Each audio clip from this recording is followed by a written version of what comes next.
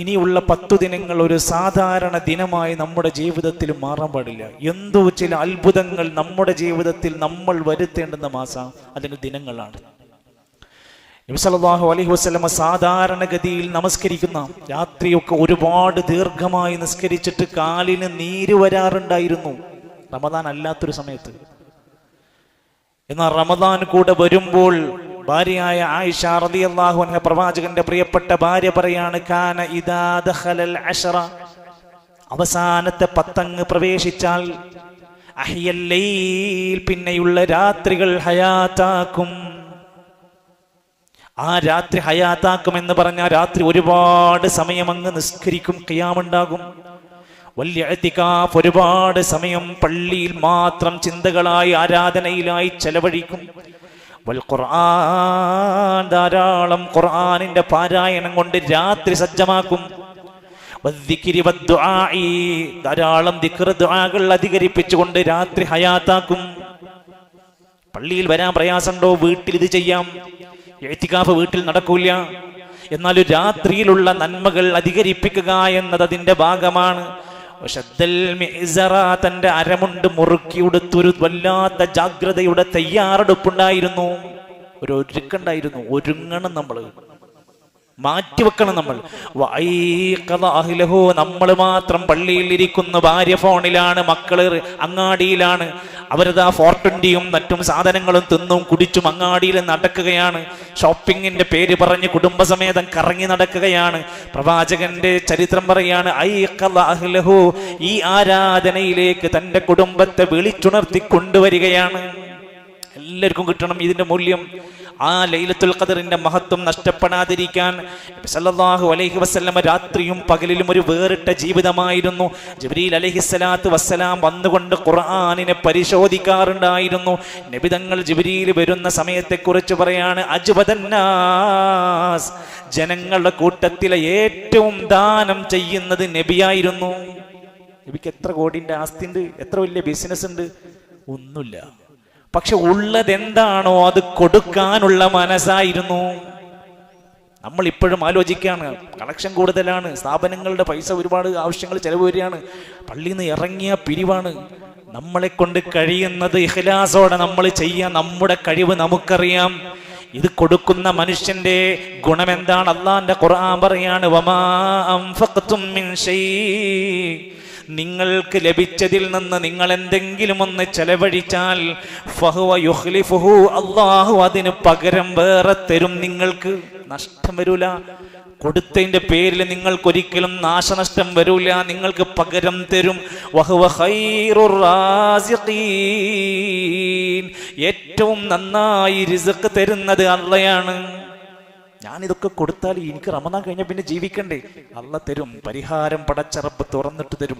എല്ലാ പ്രഭാതത്തിലും ഒരു മലക്ക് വിളിച്ച് പറയുന്നു, പ്രാർത്ഥിക്കുന്നു. മലക്കാണ് പ്രാർത്ഥിക്കുന്നത്, അല്ലാഹുമ്മ അഅതി മുൻഫിഖൻ ഖലഫാ, അല്ലാഹുവേ ചെലവഴിക്കുന്നവർക്ക് പകരം കൊടുക്കണേ അല്ലാഹ്. ഇബ്നുൽ മൻദൂർ റഹിമഹുല്ലാഹ് പറയാണ്, മലക്കാണ് പ്രാർത്ഥിക്കുന്നത്. വദുആഉൽ മലായികത്തി മുജാബുൻ, മലക്കുകൾ പ്രാർത്ഥിച്ചാൽ അതിന് ഉത്തരമുണ്ട്. ആകയാൽ നമ്മൾ ദാനം ചെയ്യുക. എന്തൊക്കെ ദാനം ചെയ്യാം? വെറും പണം മാത്രം ചിന്തിക്കല്ലേ. വസ്ത്രമാകാം, വെള്ളമാകാം, ഈത്തപ്പഴമാകാം. കഴിയുന്ന നമ്മുടെ മേഖലക്കനുസരിച്ചുകൊണ്ട് എന്താണോ അത് ചെയ്യാൻ വേണ്ടി ശ്രമിക്കുക. എത്രയെത്ര മനുഷ്യരുണ്ട് കടം കൊണ്ട് പ്രയാസപ്പെടുന്നവർ. അവരെ കടബാധ്യതയിൽ നിന്ന് രക്ഷപ്പെടുത്താൻ പറ്റുമോ? വീടിന്റെ പണി പൂർത്തിയാകാതെ സ്വന്തമായി നല്ല പോലെ ജീവിക്കാൻ കഴിയാതെ പ്രയാസപ്പെടുന്നവരെ സഹായിക്കാൻ പറ്റുമോ? പെരുന്നാളായി നമ്മളൊക്കെ കുടുംബസമേതം 2-3 തരം നോക്കി നല്ല ബ്രാൻഡഡ് വസ്ത്രങ്ങളൊക്കെ മേടിച്ചപ്പോൾ ഈ നാട്ടിലെ 50-ലേറെ കുട്ടികളുടെ കണക്കെടുത്ത് വസ്ത്രം മേടിക്കാൻ പ്രയാസപ്പെടുന്നവർ നമ്മൾ എത്ര പേര് സഹകരിച്ചു? 1300 രൂപയുടെ ഈദ് കിസ്വ എന്ന പ്രൊജക്ട് പാവപ്പെട്ട മനുഷ്യന്റെ മക്കൾക്ക് വസ്ത്രം മേടിക്കാനാണ്. സഹകരിക്കണം. കഴിയുന്ന പോലെ ഫുള്ളെങ്കിൽ ഫുള്ള്, പകുതിയെങ്കിൽ പകുതി. നമ്മൾ സന്തോഷിക്കുന്നു, നമ്മുടെ കുടുംബം സന്തോഷിക്കുന്നു. അതില്ലാത്തവന്റെ വേദന മനസ്സിലാക്കുന്നു. രോഗികളായ എത്ര പേരാണ് ദിവസവും ആശുപത്രി ചെലവുകളുടെ അവസ്ഥ ആലോചിച്ച് നോക്കൂ. ഈ അടുത്തൊരു പള്ളിയിലൊരു സഹോദരൻ വന്നു. അദ്ദേഹത്തിന്റെ രോഗം ബ്ലഡ് ക്യാൻസർ ആയിരുന്നു. അതിന് 10 കൊല്ലമായി ആ മനുഷ്യൻ മരുന്ന് കഴിച്ചുകൊണ്ടിരിക്കുകയാണ്. ഒരു ദിവസത്തെ ഒരു നേരത്തെ ഗുളികയ്ക്ക് 500 രൂപ. ഒരു ദിവസം 2 ഗുളിക അദ്ദേഹത്തിന് സ്ഥിരമായി മുടങ്ങാതെ 10 കൊല്ലമായി കഴിക്കണം. ഒരു ദിവസം 2 ഗുളികക്ക് വേണ്ടി 1000 രൂപ. നമ്മൾ ഇന്ന് എത്ര സുഖത്തിലും എത്ര അള്ളാഹുവിനോട് സ്തുതി പറയണമെന്ന് ചിന്തിക്കുക. ഇത് കഷ്ടപ്പെടുന്നവന്റെ വേദനയ്ക്ക് പകരമാകാൻ ഒരു ഗുളികക്ക്, ഒരു മരുന്നിന്, ഒരു സൂചി വെക്കാൻ, ഒരു ഡയാലിസിസിന് നമുക്ക് കഴിയുമെങ്കിൽ നമ്മുടെ സ്വതക്കയിൽ നിന്ന് പോകണമെന്നാണ് ഈ പഠിപ്പിക്കുന്നത്. മുഅ്മിനീങ്ങളായ മനുഷ്യന്മാരുടെ സ്വഭാവമാണ് അവർ നന്നായി പണം ചെലവഴിക്കും. ഒരുപാട് കാലം കൂലി കിട്ടുന്ന ജാമിഅ പോലെയുള്ള സ്ഥാപനങ്ങൾ, റേഡിയോ സംവിധാനങ്ങൾ, ചെറിയ സംഖ്യ കൊണ്ട് കൊല്ലങ്ങളോളം പ്രതിഫലം വാരിക്കൂട്ടാൻ പറ്റുന്ന മേഖലകൾ നമ്മൾ ചിന്തിക്കണം. അല്ലാഹുവിന്റെ ഖുർആൻ പറഞ്ഞു, യഥാർത്ഥ മുഅ്മിനീങ്ങൾക്ക് ചില സ്വഭാവമുണ്ട്. ഉലൈക ഹുമുൽ മുഅ്മിനൂന ഹഖ്ഖ, അവരാണ് യഥാർത്ഥ വിശ്വാസികൾ. ആര്? ഇനി പറയുന്ന സ്വഭാവമുള്ളവര്.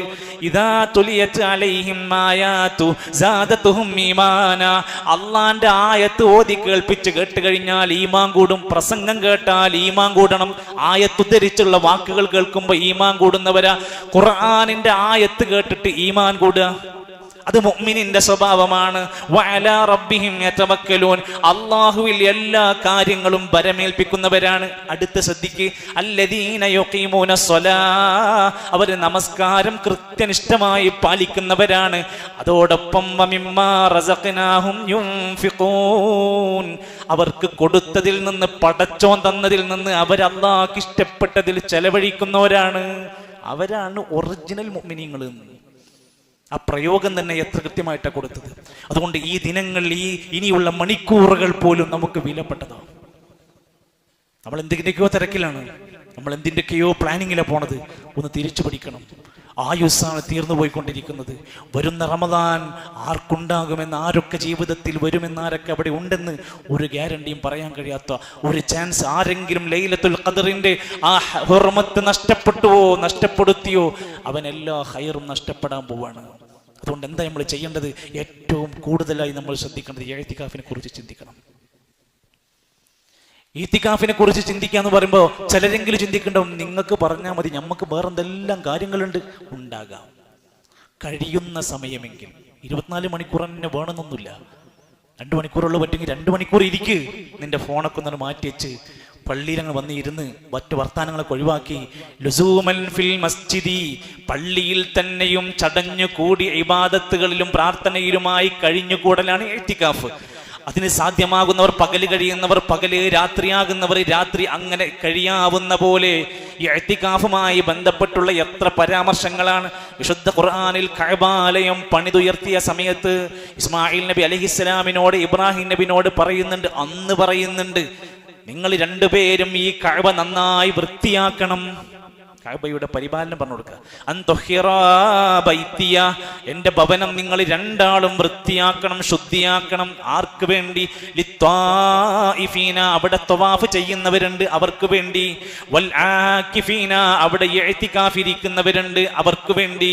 വറുക്കഇസ് സുജൂദ്, റുകൂഇലും സുജൂദിലുമായി അവിടെ കഴിയുന്നവരുണ്ട്, അവർക്കൊക്കെ വേണ്ടി നന്നായി വൃത്തിയാക്കണം. അന്ന് പറഞ്ഞതാണ് ഇഅ്തികാഫ്. പള്ളിയിൽ കഅബയിൽ ഇരിക്കുക. ഇനി നബിതങ്ങളെ ഇഅ്തികാഫുമായി ബന്ധപ്പെട്ടുള്ള പരാമർശം കാണാൻ സാധിക്കും. അവിടുത്തെ പ്രിയപ്പെട്ടവർ പറയുന്നുണ്ട്, നബിതങ്ങളുടെ റമദാനിൽ, എല്ലാ റമദാനിലും ഇഅ്തികാഫ് ഉണ്ട്. എല്ലാ റമദാനിലും ഉണ്ട്. അവസാനത്തെ റമദാനിൽ 20 ദിവസമാണ് ഇരുന്നത്. ഹത്താ തവഫാഹു, നബി മരിക്കുന്നത് വരെ അതുണ്ടായിരുന്നു. പ്രവാചകന്റെ മരണശേഷം പ്രവാചകന്റെ ഭാര്യമാര് ഇഅ്തികാഫിരുന്നിരുന്നു. നേരത്തെ നബി തങ്ങൾ ഭാര്യമാരുടെ കൂടെയാണ്, കുടുംബത്തിന്റെ കൂടെയാണ്. അവർ മറ്റൊരു വശത്ത്, പ്രവാചകൻ ഇപ്പുറത്ത് പുരുഷന്മാരുടെ വശത്ത്. കുടുംബം ഇഅ്തികാഫിലായിരുന്നു. പ്രവാചകന്റെ മരണശേഷം ഭാര്യമാർ ഒരു ഹറാമായ കാര്യമായിരുന്നുവെങ്കിൽ അവർ അത് അനുഷ്ഠിക്കുമോ? ഇല്ല, അവർ തുടർന്ന് ഇഅ്തികാഫ് ചെയ്തു.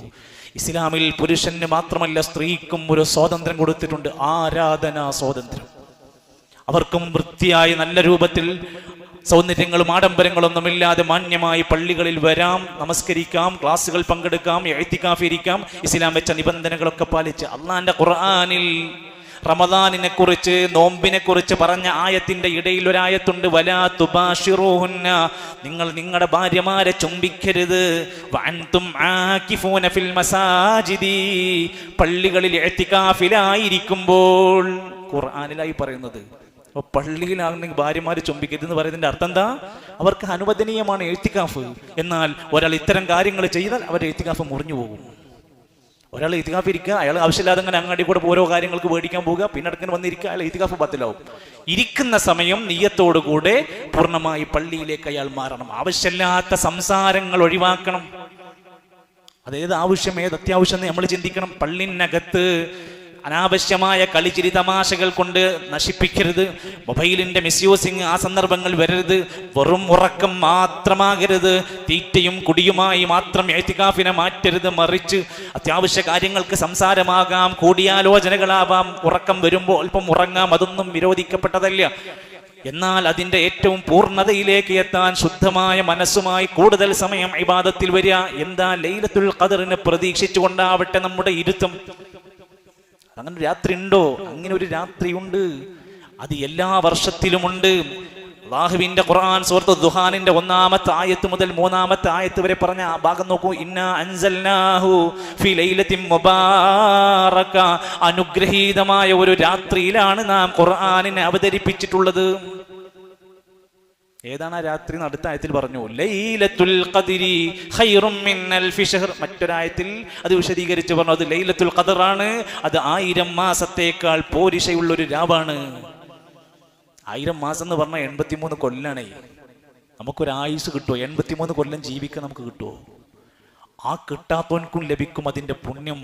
ഒരൊറ്റ രാത്രി നമ്മുടെ ജീവിതത്തിൽ കിട്ടിയാലേ 1000 മാസത്തേക്കാൾ ശ്രേഷ്ഠമുള്ള ഒരു രാവ്, ഖുർആൻ ഇറങ്ങിയ രാവ്, അനുഗ്രഹീതമായ രാത്രി, 1000 മാലാഖമാർ, 1000 മാസത്തേക്കാൾ പോരിശയുള്ള മഹത്വമേറിയ രാത്രി, ജിബ്രീൽ അടക്കമുള്ള മലായിക്കത്തുകൾ ഭൂമി ലോകത്തേക്ക് ഇറങ്ങുന്ന രാത്രി, പ്രഭാത സമയം വരേക്കും അള്ളാഹുവിന്റെ പ്രത്യേക സമാധാനം ഇറക്കി തരുമെന്ന് പറഞ്ഞു. എന്നിട്ടും ആളുകൾ പറയാണ്, ഇപ്പോഴും പ്രചരിപ്പിച്ചുകൊണ്ടിരിക്കുക, അതൊക്കെ ലൈലത്തുൽ ഖദറൊക്കെ എന്നോ കഴിഞ്ഞു പോയിക്കണു, ഇനി ലൈലത്തുൽ ഖദർ ഒന്നും വരൂല എന്നാണ് ചില മനുഷ്യന്മാർ പൊട്ടത്തരങ്ങൾ വിളിച്ചു പറയുന്നത്. റസൂൽ സല്ലല്ലാഹു അലൈഹി വസല്ലം സഹാബത്തിനോട് പറയാണ്, ഫൽതമിസൂഹാ, നിങ്ങൾ ലൈലത്തുൽ ഖദറിനെ പ്രതീക്ഷിക്കണം. കഴിഞ്ഞു എന്നല്ല പറഞ്ഞു, നിങ്ങൾ കാത്തിരിക്കണം. ഫിത്താസിഅ 27-നോ, വസ്സാബിഅ 29-നോ, വസ്സാബിഅ 27-നോ, വൽ ഖാമിസ 25-നോ നിങ്ങൾ പ്രതീക്ഷിച്ചോളൂ. ഒറ്റയിട്ട രാവ് പ്രതീക്ഷിക്കാൻ. മറ്റൊരു റിപ്പോർട്ടിൽ ഫൽതമിസൂഹാ ഫിൽ അശ്രിൽ അവാഖിരി, അവസാനത്തെ 10 നിങ്ങൾ പ്രതീക്ഷിച്ചോളൂ. അവസാനത്തെ 10 മൊത്തമുണ്ട്, എന്നാലും അതിൽ കൂടുതൽ സാധ്യത ഒറ്റയിട്ട രാവുകൾക്കാണ്. അതുകൊണ്ട് തന്നെ ആ ഒറ്റയിട്ട രാവുകൾ നമ്മുടെ നാട്ടിൽ ചൂഷണങ്ങൾക്ക് സാധ്യതയുണ്ട്. 27-ാം രാവിന്റെ അന്ന് പള്ളിയിൽ ഇഅ്തികാഫിരിക്കേണ്ട മുഅ്മിനീങ്ങളുടെ മുമ്പിലേക്ക് ഒരു മെസ്സേജ് വരും, ഞങ്ങളെ പാടത്തേക്ക് വന്നോളൂ, ഗ്രൗണ്ടിൽ വന്നോളൂ, ഇവിടെ തൗബയുണ്ട്, ഇവിടെ സ്വലാത്തുണ്ട്, ഇവിടെ നബിയെ നേരിട്ട് സ്വപ്നം കാണാനുള്ള കറാമത്ത് കഥകളുണ്ടെന്ന് പറഞ്ഞ് നിങ്ങളെ വിളിക്കും. സുഹൃത്തുക്കളെ, നിങ്ങൾക്ക് അല്ലാഹുവിന്റെ കൂലിയും തൗബയും പുണ്യവുമാണ് പ്രതീക്ഷിക്കുന്നതെങ്കിൽ നിങ്ങൾ പള്ളിയിലിരിക്കുക. ആ പുരോഹിതന്മാരുടെ ചാക്ക് നിറക്കാൻ, പണച്ചാക്ക് നിറക്കാൻ, ആ പുരോഹിതന്മാരുടെ ആത്മീയ വാണിഭത്തിന് കൊഴുപ്പ് പകരാനാണ് നിങ്ങൾ ഉദ്ദേശിക്കുന്നതെങ്കിൽ നിങ്ങൾക്ക് അങ്ങോട്ടേക്ക് സ്വാഗതം. ചൂഷണമാണ്, തികഞ്ഞ ചൂഷണം. 27-ാം രാവിന്റെ മഹത്വം പഠിപ്പിക്കുന്ന ഹദീസുകൾ പഠിപ്പിക്കുന്നത് മുഴുവൻ, അല്ലെങ്കിൽ ഒറ്റയിട്ട രാവുകളുടെ മഹത്വം പഠിപ്പിക്കുന്നതിന്റെ മുഴുവൻ അവർ ഇബാദത്തുകളിൽ, പള്ളികളിൽ ചെലവഴിക്കണമെന്നുള്ള മുഴുവൻ പണ്ഡിതന്മാരുടെ ലേഖനങ്ങൾ. ഒരു സംശയമില്ല.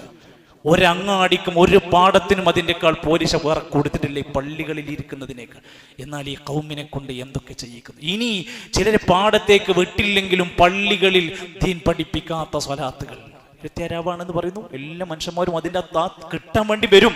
അവരെ കൊണ്ട് ദീനിലില്ലാത്ത ദിക്ർ, ദീനിലില്ലാത്ത സ്വലാത്തുകൾ, ദീൻ പഠിപ്പിക്കാത്ത പല ചടങ്ങുകൾ കൊണ്ടുവന്ന് നിറച്ച് നശിപ്പിക്കുമ്പോഴാണ് നമ്മൾ ആലോചിക്കേണ്ട. ഇമാം സുഫിയാൻ സൗരിയെ പോലെ പണ്ഡിതന്മാർ പറഞ്ഞു, അവസാന 10 വന്നാൽ തഹജ്ജുദ് നമസ്കരിച്ചുകൊണ്ടും കഠിനമായി അധ്വാനിച്ചുകൊണ്ടും കുടുംബക്കാരെ ഒന്നിണക്കി ഇബാദത്തിൽ മുഴുകി കൊണ്ടുപോകുവാനുമാണ് എനിക്കിഷ്ടമെന്ന് സുഫിയാനി സൗരി റഹിമഹുല്ലയെ പോലെയുള്ള താബഈങ്ങൾ പറയുന്നുണ്ട്. അത് ഷോപ്പിങ്ങിനും അങ്ങാടി കറക്കങ്ങൾക്കും അതുപോലെ തന്നെ അനാവശ്യമായ പുറത്തിറങ്ങി വിലസുന്നതിനും ദയവ് ചെയ്ത് നല്ലൊരു മുഅ്മിനാണെങ്കിൽ നമ്മൾ അങ്ങനെ ചിന്തിക്കരുത്. അതൊരു തരം അപമാനിക്കുന്ന പ്രവർത്തനമായിട്ട് നമ്മുടെ മനസ്സിൽ തോന്നണം. അവസാനത്തെ 10 ദിനങ്ങൾ മുഴുവൻ അങ്ങാടിത്തിരക്കുകൾ ഉണ്ടാക്കുന്നതിനായി നമ്മൾ പോകുന്നുവെങ്കിൽ എത്ര ദുഷ്കരമാണ് അതിൻ്റെ അപകടമെന്ന് ആലോചിച്ച് നോക്ക്. മാത്രമല്ല, നമുക്ക് ഈ ദിനങ്ങളിൽ ഇതുവരെ കരയാത്തവർ ഒന്ന് കരയേണ്ട ദിനങ്ങളാണ്. ഇതുവരെ 2 പത്തിൽ പൊട്ടിക്കരയാത്തവർ കരയണം ഒറ്റയ്ക്കിരുന്നിട്ട്. എന്തിന്? എന്തു പ്രശ്നമാണ്? സ്വന്തം പാപങ്ങൾ പടച്ചോൻ പുറത്തു കിട്ടണം എന്ന നീയത്തിലിരുന്ന് കരയണം നമ്മൾ.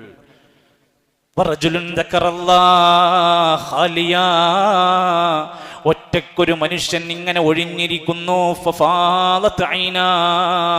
അവനിങ്ങനെ ഇരുന്ന് അള്ളാനെ കുറിച്ചോർത്ത്, അള്ള തന്ന നിഅമത്താലോചിച്ച്, അള്ള നൽകുന്ന പരീക്ഷണങ്ങൾ ഓർത്തുകൊണ്ട് ഒറ്റക്കിരുന്ന് കരയുന്നവനാണെങ്കിൽ അള്ളാന്റെ തണല് കിട്ടുമെന്നാ പറഞ്ഞത്. ചില കണ്ണുകളെ നരകം തൊടൂല, ചില കണ്ണുകൾ നരകത്തിൽ വീഴൂല. ആരാണ്? ബക്കത്ത് മിൻ ഖശിയത്തില്ലാ, അള്ളാനെ പേടിച്ചിട്ട് നെഞ്ചകം പൊട്ടി കരയുന്ന അടിമകളുടെ കണ്ണ് നരകത്തിൽ എത്തൂല എന്ന ഹദീസ് പഠിപ്പിക്കുന്നത്. നമ്മുടെ പാപങ്ങളെ കുറിച്ചോർക്കുക, അള്ളാന്റെ അദാബിനെ കുറിച്ചോർക്കുക, അള്ളാഹ് തന്ന നിഅമത്തിനെ കുറിച്ചോർത്തൊന്ന് കരഞ്ഞ് കണ്ണുനീർ പൊഴിക്കുന്ന കണ്ണുകളായി വിനയാന്വിതരായി പശ്ചാത്തപിച്ച് അള്ളാഹുവിലേക്ക് മടങ്ങുന്നതാവട്ടെ. ഇനിയുള്ള ദിനങ്ങളെങ്കിലും അള്ളാഹു നമ്മെ സഹായിക്കുമാറാകട്ടെ.